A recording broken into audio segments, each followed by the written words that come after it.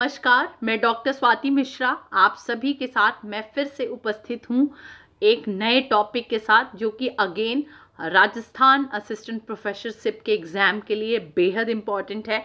मेरे subscriber continuous मुझसे topics बोल रहे हैं।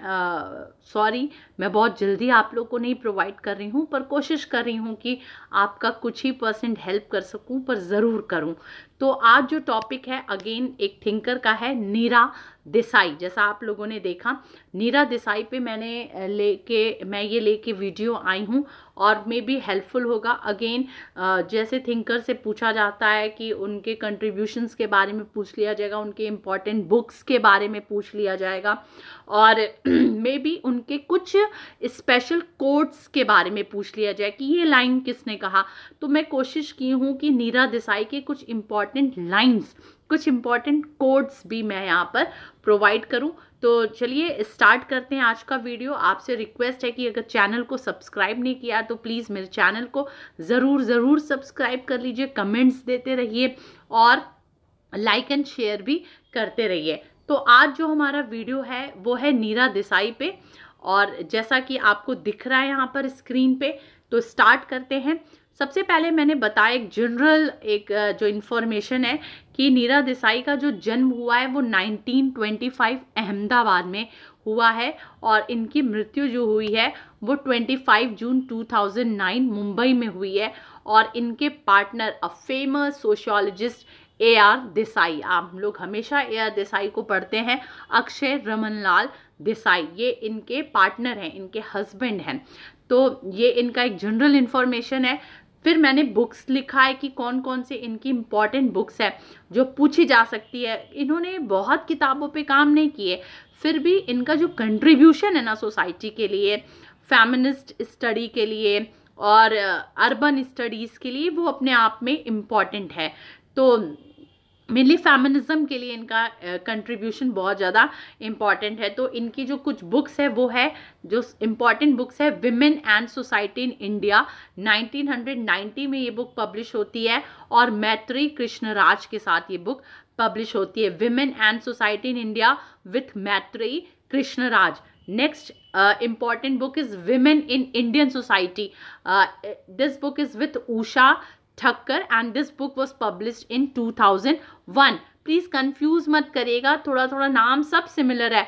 Women in Society in India, Women in Indian Society, Women in Modern India, देख रहे हैं ना, सब नाम मिला है। तो ये तीनों नाम आप याद रखिएगा अच्छे से। Women in society in India with Maithreyi Krishnaraj, women in Indian society with Usha Thakkar and women in modern India, 1957 में ये बुक है।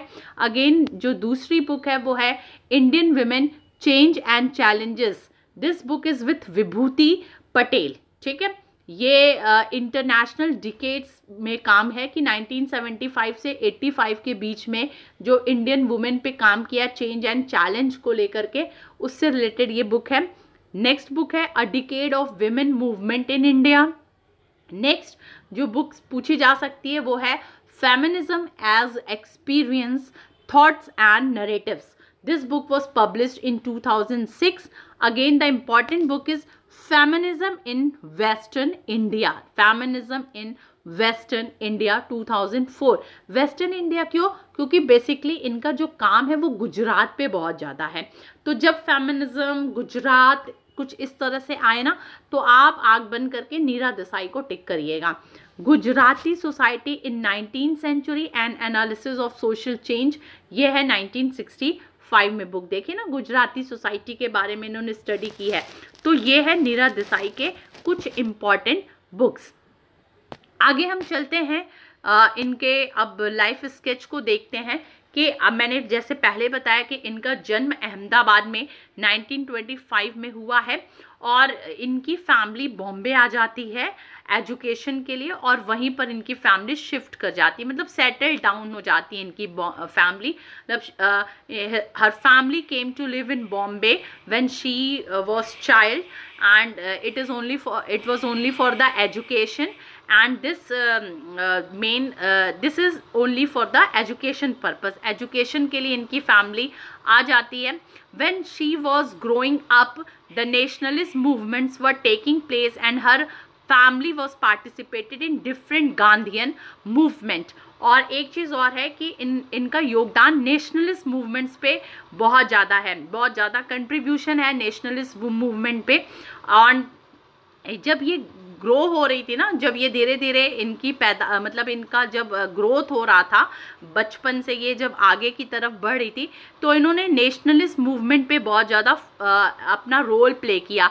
और कई जगह पे ये भी मिलता है कि जो गांधी जी द्वारा वानर सेना बनती थी ना, वानर सेना में क्या होते थे, बच्चे होते थे, बच्चों का पार्टिसिपेशन होता था.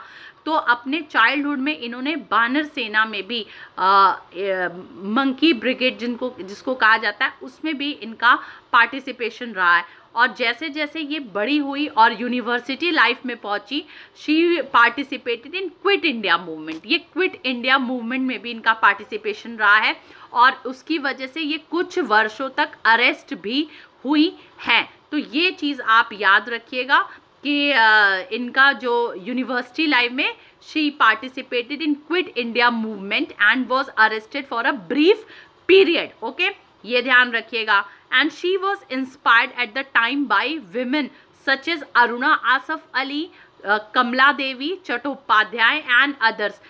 कुछ अरुणा आसफ अली और कमला देवी चट्टोपाध्याय से भी इनका इंस्पिरेशन, मतलब ये बहुत ज़्यादा इंस्पायर्ड रही हैं ऐसी विमेन से. मुझे 1 मिनट का समय दीजिए, बाहर कुछ शोर हो रहे हैं तो मैं थोड़ा सा विंडो क्लोज कर दूं. बस 1 मिनट का टाइम दीजिए मुझे.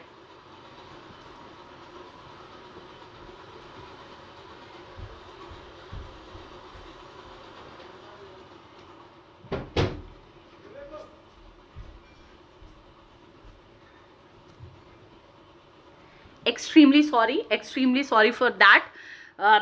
तो मैंने आपको बताया कि ये मतलब शुरू से ही एक पॉलिटिकली एक्टिव भी रही हैं. तो नीरा देसाई को आप एक ऐसे फेमिनिस्ट के रूप में देख सकते हैं जो कि सिर्फ एकेडमिक नहीं रही, ये इनका पॉलिटिक्स में भी बहुत रुझान रहा है बचपन से लेकर के. बचपन में मैंने बताया कि वे वानर सेना में भी बहुत एक्टिव रही और साथ में क्विट इंडिया मूवमेंट में भी इनका बहुत एक्टिव पार्टिसिपेशन रहा है. She was arrested for a period while, कुछ समय के लिए ये अरेस्ट भी हुई हैं. ठीक है, क्विट इंडिया मूवमेंट में पार्टिसिपेशन की वजह से. She was inspired at the same time by women such as Aruna Asaf Ali and Kamala Chattopadhyay, जो मैंने अभी बताया कि इन औरतों से भी ये इंस्पायर्ड रही हैं. अब जो सबसे इम्पॉर्टेंट पॉइंट निकल करके सामने आता है कि इन्होंने SNDT विमेन यूनिवर्सिटी को ज्वाइन किया. SNDT विमेन यूनिवर्सिटी याद करिए, मैंने पिछला जो वीडियो बनाया है मीरा कोसाम्बी पे, ठीक है, ये तो नीरा देसाई पे, मीरा कोसाम्बी भी SNDT यूनिवर्सिटी से जुड़ी रही हैं. तो SNDT यूनिवर्सिटी के बारे में अगर आपको जानना है तो आप उस वीडियो को ज़रूर देख सकते हैं. अगेन मैंने रिपीट नहीं किया है चीज़ों को. तो she join the SNDT women's university in 1954. SNDT women's university को इन्होंने 1954 में ज्वाइन किया और साथ में ये वहाँ पर प्रोफेसर के रूप में रही और सोशियोलॉजी डिपार्टमेंट के हेड के रूप में भी इन्होंने काम किया. थैंक गॉड आवाज़ बंद हो गई बाहर की. इस रूप में भी इन्होंने काम किया. एक जो सबसे बेहद इम्पॉर्टेंट कंट्रीब्यूशन इनका निकल करके सामने आता है कि इन्होंने research centre for women studies इसकी ये फाउंडर रही हैं. तो she founded the first of its kind, मतलब पहली बार इस तरह का रिसर्च सेंटर किस चीज़ के लिए, विमेन स्टडीज़ के लिए इन्होंने इस्टेब्लिश किया. तो बहुत इंपॉर्टेंट कंट्रीब्यूशन है. अगर हम इंडियन फेमिनिज्म में बात करें तो नीरा देसाई के इस कंट्रीब्यूशन को हम भूल नहीं सकते, क्योंकि अब तो बहुत सारे यूनिवर्सिटीज़ में रिसर्च सेंटर्स बन चुके हैं. बट आप सोचिए ना, 1952 की हम बात कर रहे हैं, तो 1952 में इस तरह के रिसर्च सेंटर बनना अपने आप में ही बहुत इंपॉर्टेंट चीज़ है. तो जहाँ आप देखिएगा एग्जाम में कि research centre for women studies, तो इसकी फाउंडर नीरा देसाई रही हैं, इन्होंने किया है. और एक चीज़ और, centre for rural development, rural development से भी रिलेटेड सेंटर्स 1974 में इन्होंने इसकी शुरुआत की। तो ये कुछ इम्पॉर्टेंट कंट्रीब्यूशंस हैं। आगे चल के और हम और देखते हैं इनके बारे में कि इनकी जो एमए थीसिस है वो इसी पे है, women in modern India. Okay, MA thesis, MA की थीसिस इन्होंने इसी पे की है, विमेन इन मॉडर्न इंडिया। इसमें एनालिसिस किस चीज का है? बेसिकली विमेन इन भक्ति मूवमेंट। जो भक्ति मूवमेंट की जब शुरुआत होती है उसमें जो विमेन का पार्टिसिपेशन है मेनली इसी में, इस किताब में विमेन इन मॉडर्न इंडिया में ही इस चीज से रिलेटेड है, और ये 1957 में पब्लिश होती है। ठीक है, तो विमेन इन मॉडर्न इंडिया जो हम लोगों ने पीछे बात की, तो भक्ति मूवमेंट से रिलेटेड जो महिलाओं का योगदान है उसमें इसकी चर्चा की गई है। 1982 में became one of the founding members of Indian association for women studies, IAWS की शुरुआत होती है, Indian association for women studies, उसमें ये फाउंडिंग मेंबर रही हैं। 87 में became a member of National Commission on Self-Employed Women and Women in the Informal Sector, इसकी भी ये फाउंडिंग मेंबर रही हैं। एंड अगेन स्पैरो, जिसको हम बहुत समझते हैं, स्पैरो का फुल फॉर्म क्या है? Sound and picture archives for research on women, become one of the founding member of sparrow also. तो देखिए इनका कितना कंट्रीब्यूशन रहा है।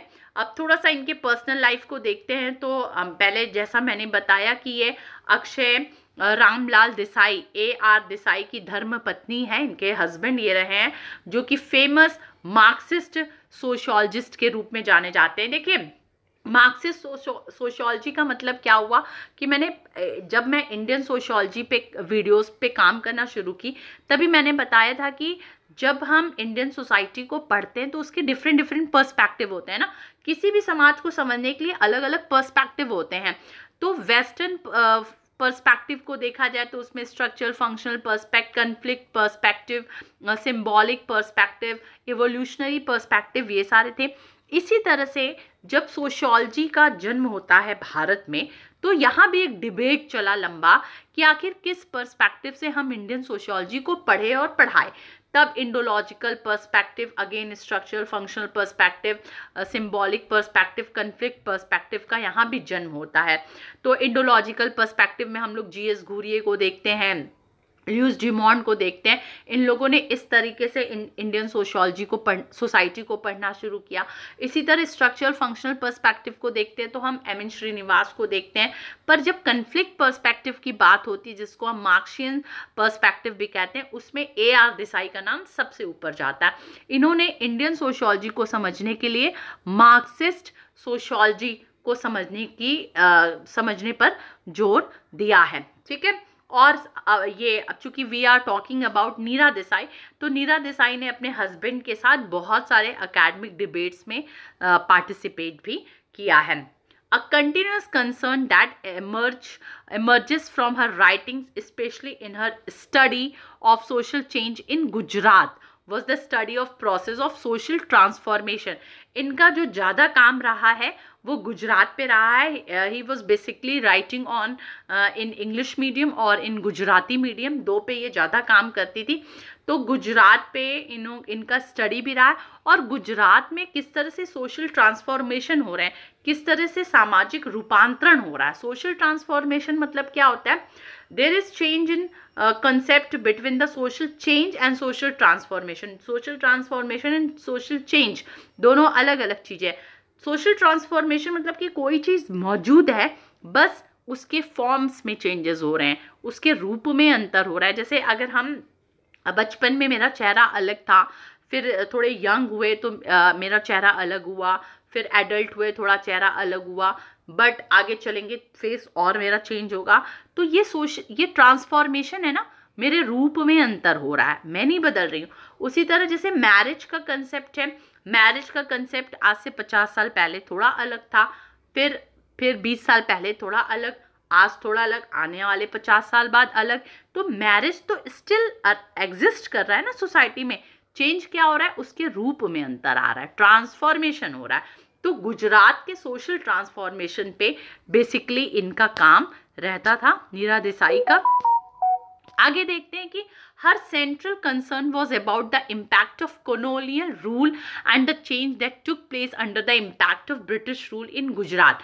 गुजरात आप जानते हैं कि पूरे देश में हमारे ब्रिटिश रूल रहा, कॉलोनिज्म रहा, 200 सालों तक हम इसके अंडर में रहे हैं। तो बेसिकली गुजरात में कॉलोनियल इम्पैक्ट क्या पड़ा, इस पे नीरा देसाई का काम है। Okay, Desai advocated that women studies as a field that could never remain confined to the realm of theory।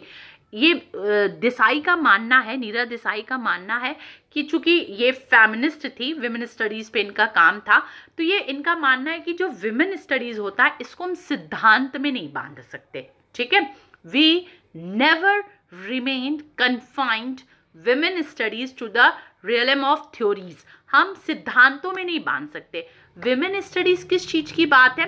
Women studies तो एक्शन की बात है ना, हमारे रिसर्च की बात है, हमारे एक्शन की बात है। जैसे मान लीजिए कि विमेन स्टडीज में हम घर बैठे सिद्धांत लिख दे कि ये चेंजेस हो रहा है, ये हो रहा है, this is not such type.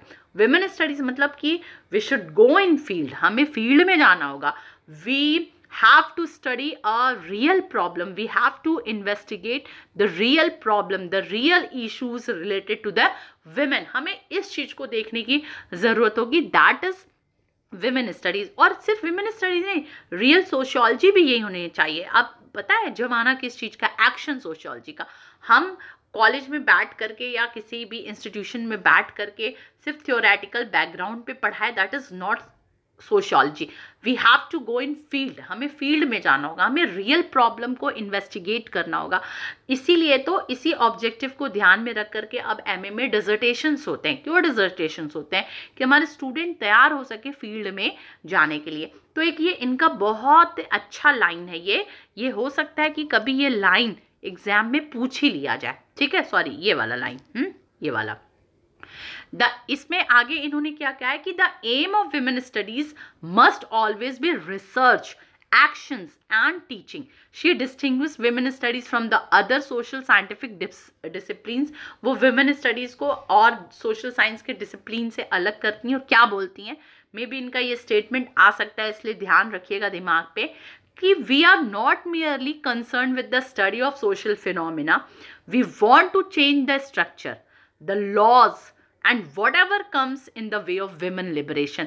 इनका कहना है कि हम सिर्फ सोशल थ्योरीज पे कंसर्न करके चले। कौन से थ्योरीज पे? जो विमेन स्टडीज से रिलेटेड है, सिर्फ उस पे कंसर्न करके चले। That is not only the part of our subject matter. सिर्फ यही नहीं होना चाहिए, हमें क्या करना चाहिए?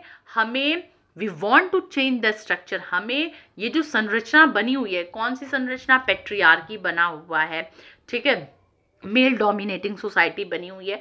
जो ये स्ट्रक्चर बना हुआ है, उस स्ट्रक्चर को चेंज करने की ज़रूरत है। उन लॉज को बदलने की ज़रूरत है जो फीमेल ओरिएंटेड ना हो करके मेल ओरिएंटेड है। और विमेन लिबरेशन मतलब महिला के उदारवाद के आने के लिए, विमेन फ्रीडम में आने के लिए जो चीज़ रास्ते में पड़े, उन सब को बदलने की आवश्यकता है। In doing so, we come in violent conflict with other social science which advocate the value, आगे क्या कहा जा रहा है? Value neutrality. जो मूल्य तटस्थता की बात करते हैं उनको बदलने की ज़रूरत है। वैल्यू न्यूट्रलिटी को हमें बदलने की ज़रूरत है, तभी हम रियल विमेन लिबरेशन की तरफ आगे बढ़ेंगे, ऐसा इनका मानना है। तो आप इस स्टेटमेंट को ध्यान से याद रखिएगा, हो सकता है ये स्टेटमेंट पूछ भी दिया जाए। She always believe in action. मैंने पहले ही बताया कि ये एक्शन में बिलीव करती थी। एक्शन में बिलीव करने का मतलब कि ये फील्ड में जा करके रियल इन्वेस्टिगेशन पे यकीन करती थी। तो इस वजह से इन्होंने जब SNDT ज्वाइन किया, वहाँ पर रिसर्च सेंटर ओपन किया, तो उसके बाद से ये और इनकी टीम ट्रैवल की कहाँ पर? गुजरात का जो टाउन है एक उदवाड़ा, ठीक है, हो सकता है मैं गलत बोल रही हूँ, सॉरी। उदवाड़ा में मेनली तो ये भी पूछा जा सकता है कि उदवाड़ा किसका एरिया था, किसने उदवाड़ा पे काम किया? गुजरात के उदवाड़ा, UDVADA, इस पे किसने काम किया? तो याद रखिएगा Neera Desai. They talk to women मतलब जो इनकी टीम थी वो वहाँ की महिलाओं से बात करते थे। स्पेशली लोअर कास्ट विमेन पे बात करते थे। They want to understand their conditions, वो उनके कंडीशंस को जानना चाहते थे और वो उन ज्ञान को प्राप्त करना चाहते थे जिससे कि वो एम्पावर हो सके। ठीक है, they wanted to know the information, they wanted to build a program which helpful in empowering women of Udayawada, Gujarat. Okay, Desai emphasized on supporting local women groups in their own form of action. ये जो छोटे छोटे local groups होते हैं ना, जो छोटे छोटे महिला समूह हैं, उनके विकास की ये बात करती थी नीरा देसाई। तो आपको समझ में आ रहा होगा कि ये कितना एक्शन का काम इन्होंने किया है। ठीक है, she worried about growing distances between the women studies and women.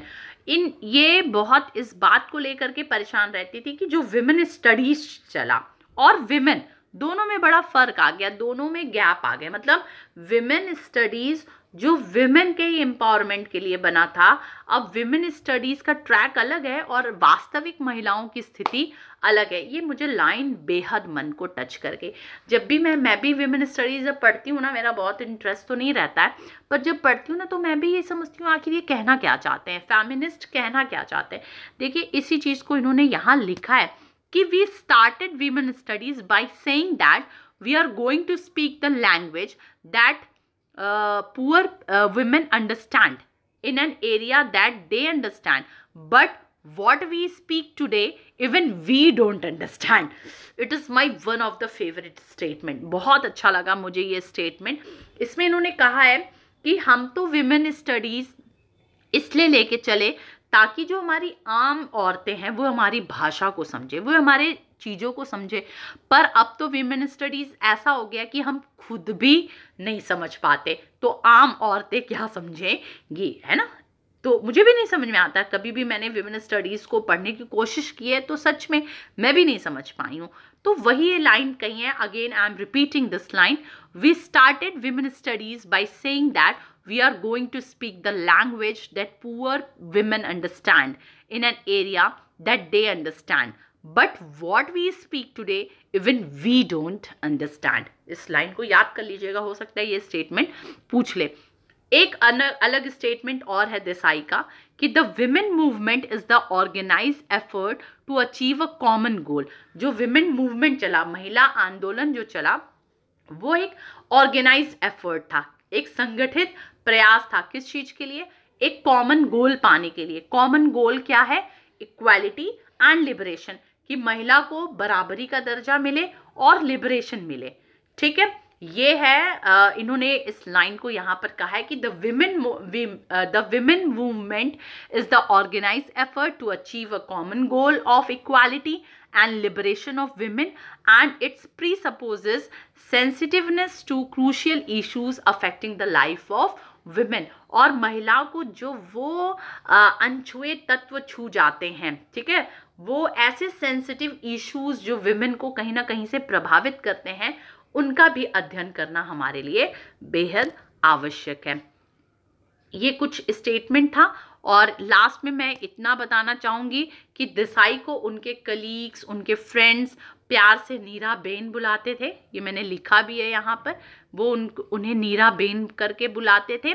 और उनके कलीग्स और फ्रेंड्स, और उनकी जो मृत्यु हुई वो 2009 मुंबई में at the age of 84, and she was suffering from cancer उनको हो गया था। इस वजह से 2009 में उनकी मृत्यु हो जाती है। और मैंने इन सोर्सेस का यूज़ करके ये नीरा देसाई पे मैंने पूरा ये वीडियो बनाया है। It is more than sufficient, आपके लिए इतना बहुत है जानने के लिए एग्ज़ाम पर्पस से, क्योंकि इतने सारे थिंकर्स हैं, उनकी बुक्स पूछ दी जाएगी, उनके स्पेशल कंट्रीब्यूशंस पूछ दिए जाएंगे। और यस, अगर आपको कुछ और चाहिए तो मुझे ज़रूर बताइएगा, particularly related to this topic. अगर आपको कुछ और चाहिए होगा नीरा देसाई से रिलेटेड तो ज़रूर मुझे इन्फॉर्म करेगा। I will be try. बस इतना ही आप लोग को बताना था। अगेन किसी और वीडियोस के साथ हम फिर मिलते हैं। Till then, bye bye, take care.